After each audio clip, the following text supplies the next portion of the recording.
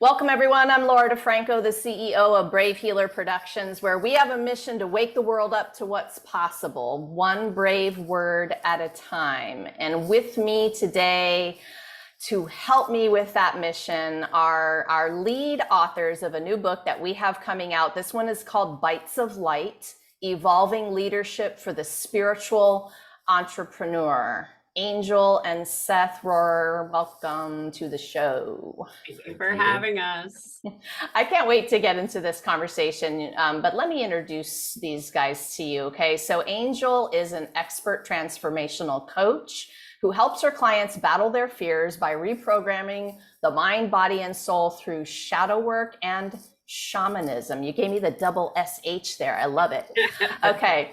And Seth is a way shower of unconditional love who is currently working as a captain in the fire service as he steps into his calling of leading others back to their divine self. Would you guys start by just sharing a little bit of the story of what got you here as a couple doing this work? Who wants to start? I'll let you take this one. You'll let me take this one? All right. Well, how far back do I go? I guess I've been working with the Ruiz family for 10 years in the Toltec community. And part of our apprenticeship is to go to the Teotihuacan pyramids and, do power journeys there. And as I was there, somebody else showed up as well from a different country. So we met on sacred grounds in Mexico. Yeah, I guess we kind of have Don Miguel Ruiz to thank, because it was through the 4 agreements and my desire to work deeper with him that I went on this same power journey with them and ended up meeting Angel in Teotihuacan. That's awesome. I don't know if I knew that story. That's fantastic. Yeah. Well, so fast forward, when did you figure out that you were going to start to work together and develop something together? Well, it was instant. I was going to say about 30 minutes into our first conversation. Yeah, and that was a 6-hour conversation. Oh, it was instant. Yeah, it was that I see you right now in this space. Yeah, we knew there was something to be done. We didn't know what it was or how deep it was, but we knew instantly that there was work that we were here to do together. That this was not our first time meeting, just first time meeting in this life, and that there was a reason that we were meeting and there was work to be done. Yeah. And then that evolved over the course of about only 2 or 3 months. That evolved into a personal relationship that we decided to experiment with, along with the knowing that there was something bigger that we were bringing to the planet. And then, now everything is just all together merged into one. Yeah. That's an exciting and fast and furious story about that. I think that's so huge. I just want to thank you both for the work you're doing. And I want to thank you for doing it as a couple, because any healer or coach can take that solitary journey. But when you guys come together and you model relationship in the way that you two have, it's very, very powerful, I think, for just love in relationships in general. And I appreciate you both for that. And also just for being the amazing people that you are, and telling me that you wanted to do this beautiful book. This is a big undertaking with an incredible cast of master teachers and healers all over the world. And you guys, why this book? Tell me a little bit about the story of how that came about. Well, it was 10 years ago that I was doing my first circles and teaching the 4 agreements and, merging it with all the other modalities that I have learned. I'm a deep tissue massage specialist and Reiki and, all these other modalities, crystal healing. And I remember sitting in that circle telling this group, I want to write a book about your guys' journeys and the transformation that we all do together, in 2013. And now here we are doing it. And the great thing about that is I call them my OG group, like my originals. Two of that original group, they're writing in this book. So, you know, when you create these storylines and you have these visions, they are yours. You know, you are the author of your own story. And it's really cool to see who comes along the journey with you. Right. And some people drop off and then some people come back in depending on where they're at in their storyline. But so to just really see this vision come to fruition with some of the babies that first started with me, like it's just so cool. It just really shows that, you know, when you set your intent and you're really following that heart's desire, if you want it, you can have it. Like I put it down several times and then started other books. You know, I've got other books waiting and this one just kind of went, okay. With the amount of stuff that I walked through and the reason why I even chose to work with the Ruizes, you know, this evolving leadership, and that it is part of the title. Leadership does need to evolve and come from the heart space. And so merging that vision from what I had, we all just kind of came together in this space that, okay, here's where the energy is. And leadership is where my heart is right now. So let's talk about that. And, you know, Seth has a beautiful perception on what leadership looks like from all the work that he's done. And it just happened. Yeah, it's, you know, the leadership piece is really more about redefining leadership. It's gotten very confused in our Western culture with management. You know, leadership's about getting people to do things the way you want them to do in the culture of capitalism. And that's not leadership, that's management. So redefining leadership, I mean, we are all leaders, whether we recognize it or not. We are at the very least, our intention or our purpose is to be the leader of our own life, the creator of our life.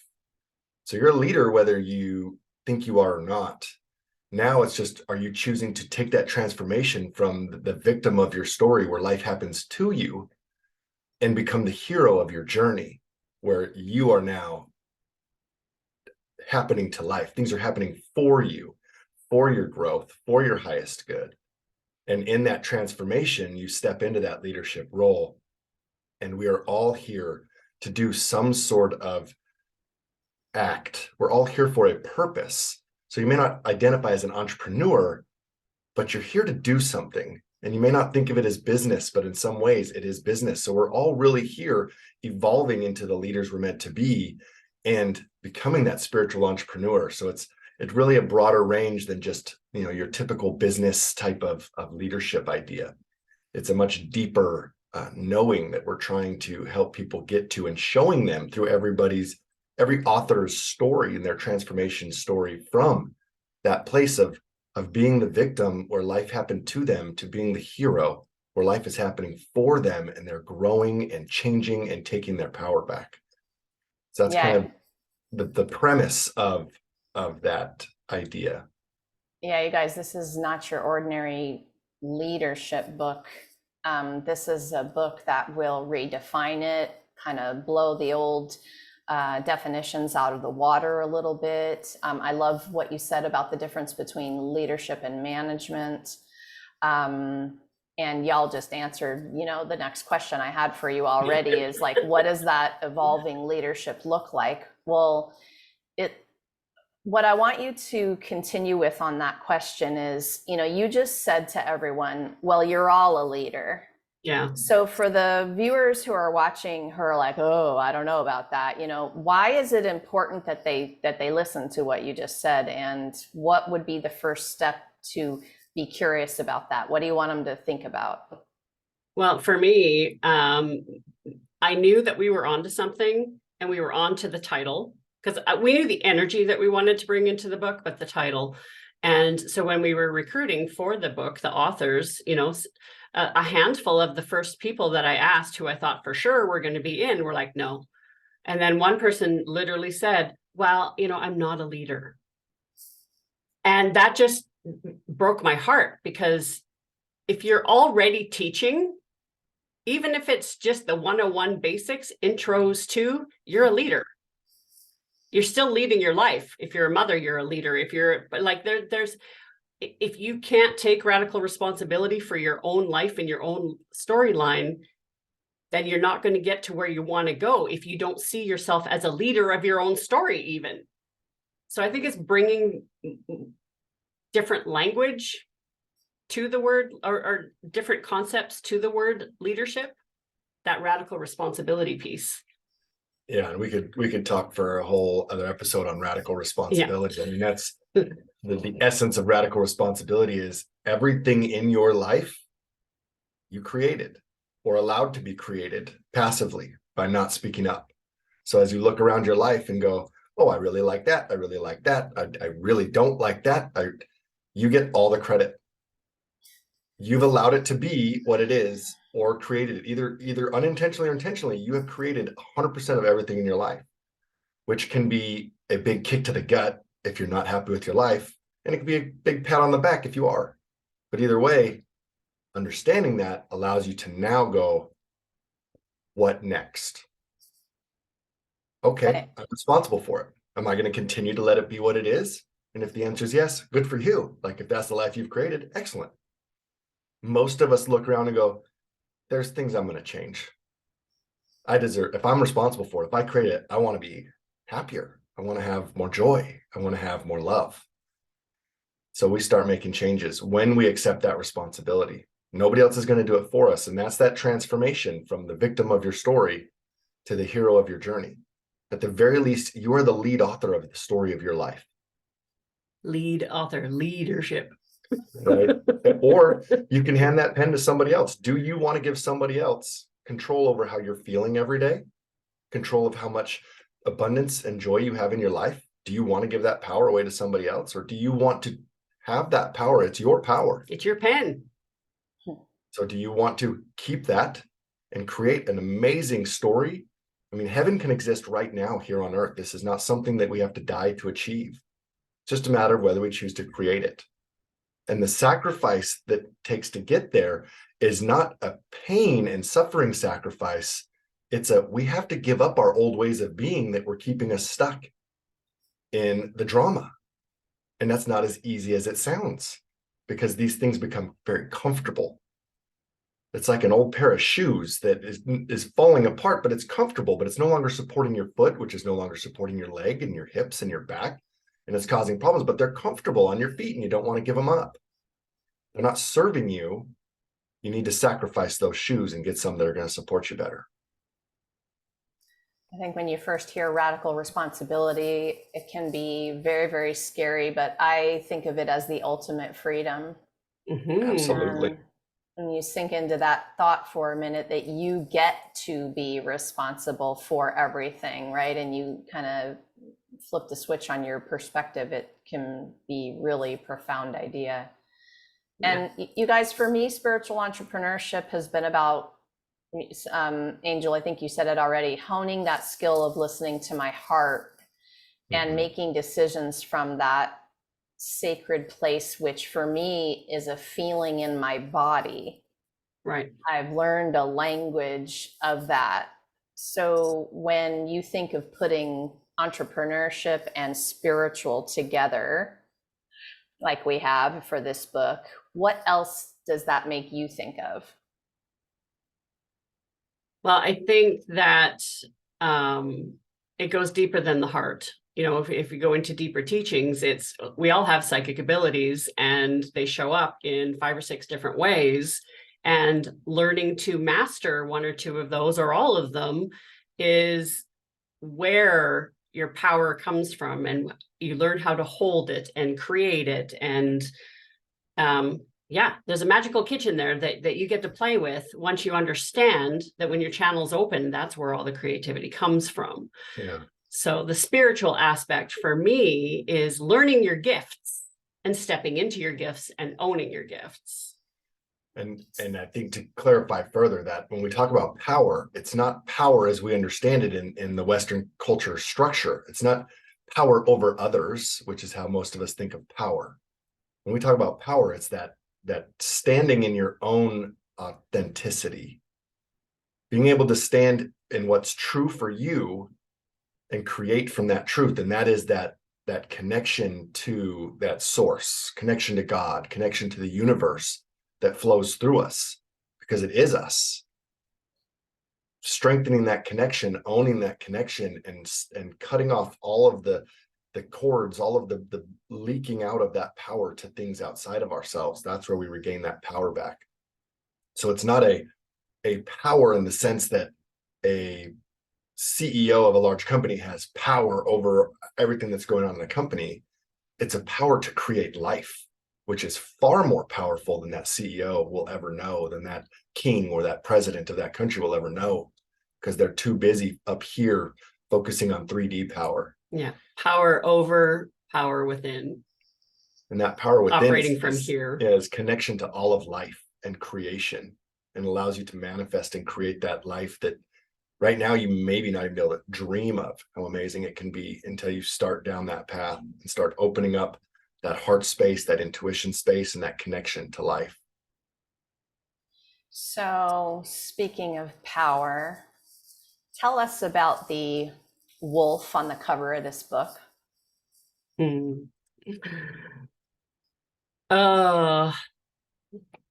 So yes, that little guy right there. There it is. Yeah, as a child, one of my psychic abilities was animal medicine. And as a very small child, most people have your imaginary friends that come in form of humans. Mine showed up as a wolf, but I didn't know. I called them my puppy. It was a dog, a white dog. And then when I got older, and when you start learning that there's a whole bunch of different kinds of dogs with names, and I saw a wolf for the first time, and I'm like, oh yeah, there's that dog looks like my spirit animal. And they're like, no, actually that's an alpha male wolf. And I was like, well, shit, like it just blew my mind. I had no idea. And so I knew from a very young age that I was tapping into stuff that I would be ridiculed for, called too sensitive, and all of that stuff. And so wolf medicine has been with me right from when I was a child. And then it was just really cool that one of my OG students from way back just happens to be a multidimensional digital artist, tattooist, painter, like just brilliant. And so it just made sense that Kaya drew the wolf. And she was part of my wolf story. We have a whole storyline with, she was there when I was named Mama White Wolf and took on my spiritual name. So yeah, it just came full circle that she did the art for the cover of this book. And that seed, that circle that sits on the third eye is sacred geometry. It is the seed of life. And we talk about being the artists of our own story. And, when you co-create with life, you plant seeds. And like you said before, when you have a couple doing the work together, holding that mother and father energy, when you do this work, well, mother and father is creation. So it just made sense to put the seed right there in the third eye. And the animal medicine that we're talking about is, every animal has traits and qualities that we can look to as a teacher, and that's the medicine that they bring to us. And different cultures talk about different power animals, totems, and animal medicine, but ultimately it's the same idea, that you look to them for the things, the qualities, the traits that they provide, that we can emulate and embody to create a world that is more beautiful and more powerful and more loving.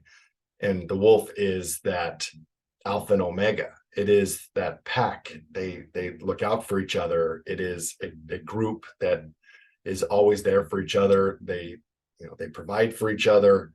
Family. It's family. And that's that kind of that wolf medicine is bringing together all these healers in collaboration. It's kind of what you've been doing from the beginning is that wolf medicine. You've been gathering up a pack and providing them a safe place to thrive and share their words and be who they are. Yeah.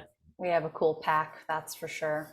Certainly, and they're way showers. Wolves are way showers. So, it just, the symbolization and who showing the authenticity, that is a very authentic piece of my soul that I'm sharing. Mm-hmm. Well, and so thank you, Kaya, for the beautiful art, and also just a thank you to all of those co-authors of yours that came into this book with their beautiful stories, and also the piece in the book that I was going to say I'm most proud of, but it's more than that. It's that we want to share the author's master teachings with you all in a way that you can have a practical experience with it. And this book is so amazing that way. Is there anything else that you guys wanted to say in terms of like your co-authors, any message to them today? Yeah. I mean, we are so grateful and so honored that every one of them said yes to this project and brought their power, brought their magic, brought their medicine, and brought their authentic self to share with the world. Because that can be uncomfortable, even for powerful healers, masters of their craft. Stepping into a new realm of expression can be uncomfortable. And our gratitude for all of them that were willing to move through that discomfort. That is truly the most important tool for any of us to master, is the willingness and ability to move through the discomfort. Mm-hmm. Because on the other side of that discomfort is where the magic lies. Well, and my previous high performance coach within is so proud. This is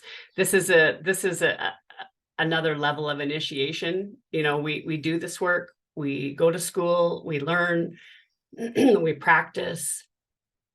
And then, in another realm, this would be considered, the next place to display your work, right? And it's huge to step through that space and to be vulnerable and share your magic and what you've created, your craft. And I'm just so proud of everybody, watching them go through the transformation, step through their fears, and do what most humans are terrified to do. It takes a lot of courage to do what we're doing. And I'm just so proud of them. I'm so proud of everybody. I'm proud of you too. You decided to write a chapter in our book too, which we are so grateful and honored for. Absolutely. I did decide to do that. I don't always, you guys. Once in a while, when it's this topic that is like the marriage of all my favorite things together, that was this book. So it was hard not to want to write my Hawkeyes chapter.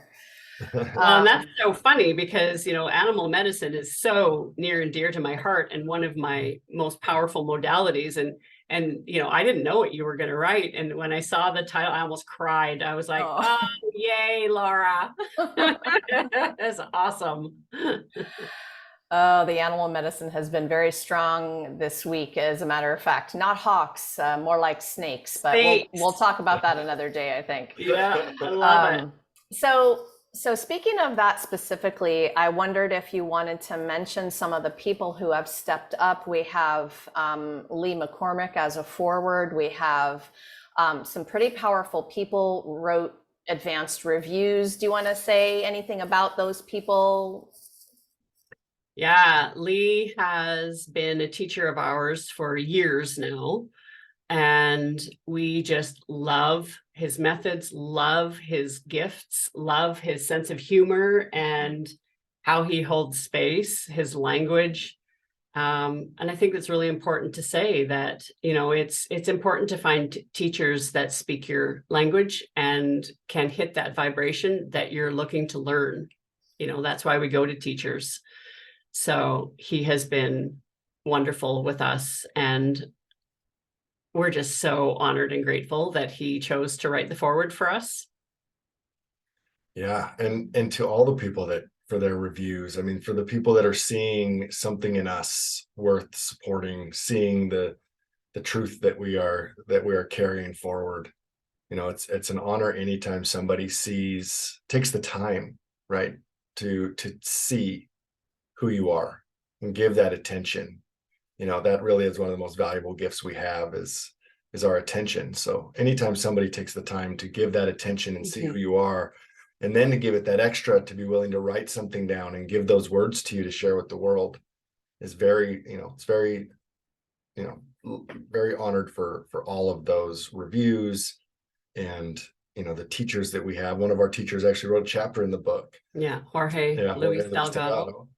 And that was, again, it was just like, oh man, I almost can't even believe that they're willing to take out that time from their busy lives to support us in that way. So and we got to go and play with Jorge in Peru with Lee. So that connection came through Lee as well. Yeah. So very grateful to be able to have these experiences with these humans, and they're wanting to share their medicine with us. So, yeah. So you guys have a lot going on aside from this book. Do you want to talk a little bit about the offerings that are going on and what you're doing in the world? Well, you want to talk about the community first? Yeah. So one of the things that we are providing or hoping to provide for people is just an online community where they can get some ongoing support. And also we meet twice a month to offer some just kind of opportunities to dig deeper and go within and experience, sit in circle. There's so much power when people gather to expand ourselves. And we don't get that very often, right? We, those of us that are on this journey, we once a year or once every couple of years, we might go travel somewhere with the group and do these things. And in between, we're kind of left to our own to figure it out, read books, listen to podcasts, do whatever. And I've just heard so many times, like, I go home from this retreat and I don't have anybody to share it with. The people in my life they support me and they love me, but they don't understand what I'm going through. So providing a place where people can have that understanding and that compassion, where when you come and say, oh, hey, an angel came to me last night in my dreams, people don't look at you like you're weird. They go, oh, that's so cool. Tell me more. Right? I want to hear all about that. And then if you want, I could share about when angels came to me too, because it's just normal. It's normal conversation in this community. So that's one of the things that we've been creating to share with the world. Yeah, and we have more books coming out soon, whether it's going to be late this year or the beginning of next year. And we will have some courses coming out as well following this book.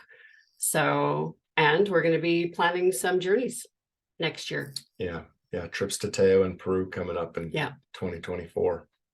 Super awesome. And you guys have some book signing events as well. So when we get details, we'll put them below the video here for you guys to read about. Okay. So don't worry, we'll hook you up with all the things that Angel and Seth are talking about today. All right, you guys. So just kind of wondering what maybe some last words are about Bytes of Light, evolving leadership for the spiritual entrepreneur. What's the most important thing you want people to know about this journey right now? Well, picking up this book and reading the book, it is a journey. It is so filled with light codes that, there is a disclaimer in the beginning about ascension symptoms and what they are and what may happen as you read this book. Okay, pause. For the person who has no idea what light codes or ascension symptoms are, I know, because we're in this world, we speak this language, y'all. But I feel like part of my role is translator. Yes. So give me light codes first.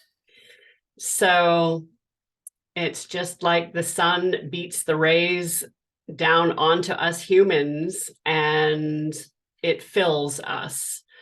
It's like DNA type stuff. I don't even know how to translate what light codes is. It's medicine. It's energetic medicine, I guess is the way to say it. Yeah. And what happens when we well, it's like going out into the sun and staying out in the sun too long, and then you get sunburned, right? This isn't a binge book. This is a take a chapter at a time and give yourself some rest. Take a chapter and have some rest. If you choose to binge it, then it is like sitting in the sun without sunscreen. Some symptoms are going to come up. Well, That's a really great way to put it, actually. Right? That's a really great way to put it. Yeah. And to follow that same analogy, we all have different tolerances for the sun and for that energetic medicine. You know, some people can stay out in the sun all day and not have a problem, and some people are out there for 30 minutes and they get burned. Some people can read one chapter and it's going to cause them to have some of these physical reactions. To what? That's like what are ascension symptoms? Now let's move there. Like, so you're giving me the sunburn idea, but what might I experience so that I can wake up in that moment and go, oh, that's what they were talking about?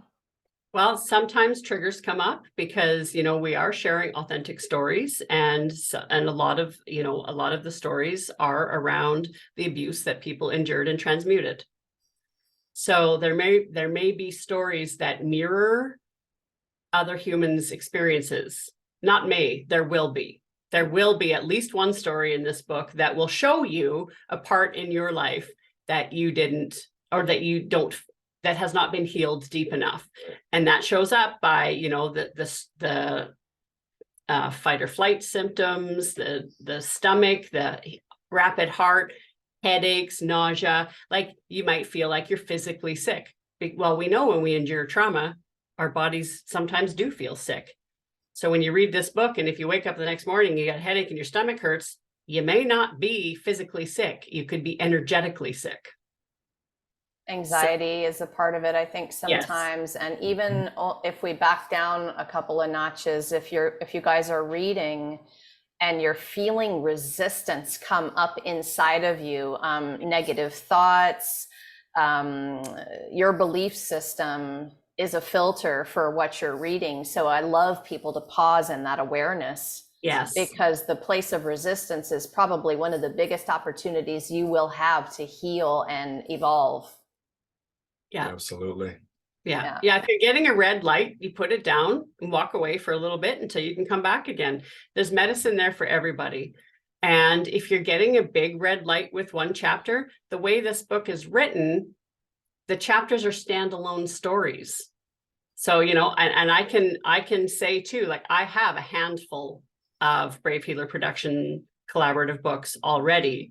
And there are some chapters that I got, oh, I know what this story is about. Nope. There's usually about one a book that I don't read all the way through because I don't want my nervous system to relive something.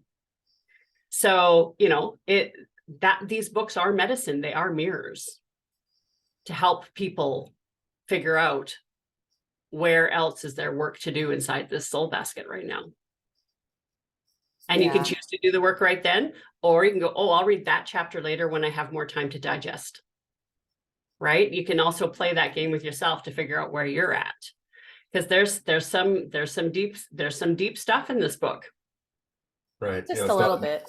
Just a little bit. It's not a novel. You don't have to not a novel. Page 1 to the end. This is medicine. Right. You can look at the table of contents and see, just like kind of let your intuition guide you, like where to go first. Yeah. You definitely don't even need to read this book front to back. You could intuitively pick the chapters by the names and skip around. We're trying to break all societal norms about how things are supposed to be done, right? You don't have to read this book front to back. You can start wherever you want. Yeah, thank you guys for so brilliantly explaining some of that. And I think, I know a big part of my mission is having all of our voices in there, having all of our tools and medicine and strategies in there, because we know one thing doesn't work for everybody. Exactly. We know one thing doesn't work for every one person every single time either. So the books are powerful, y'all, because of all of the varied kinds of stories and medicine you're going to read. I'm so honored to guide this with you guys. Seth and Angel, thank you so much for what you do in the world. And thank you for being here today to share it with everyone. We appreciate you. It's our pleasure. Thank you as well. So of course, we're all hoping that you guys will join us for the book launch party. There's information down below about that. It's going to be June 24th at noon Eastern. We're going to have all the Bytes of Light authors there to join us and share their inspiration with you. So please come join us on Zoom. If this conversation made you curious or gave you the goosebumps in one moment, or you've got a question, well, these are way more than books. That, you know, Seth and Angel talked about the community that they're creating. Please drop down into the show notes. I've got them hooked up with their website there. You can explore everything that they are up to, and they're very generously there for you to help you take that next step and give you the support and bring you into the community. We know that it can feel lonely out there, especially in spiritual conversations when your inner circle isn't having those conversations with you, or you don't feel comfortable doing that. So I hope you'll explore. There is a lot to read and to explore there. I'm using the word explore way too many times. I like it. It's like I'm an adventurer. And if you happen to be listening to this interview after that date of June 24th, then that just means you got to hop over to Amazon, because the book is ready for your purchase. We can't wait to hear how you loved it. Lastly today, everyone, remember, your words change the world when you're brave enough to share them. So it's time to be brave. See you next time, everyone. Oh, my love.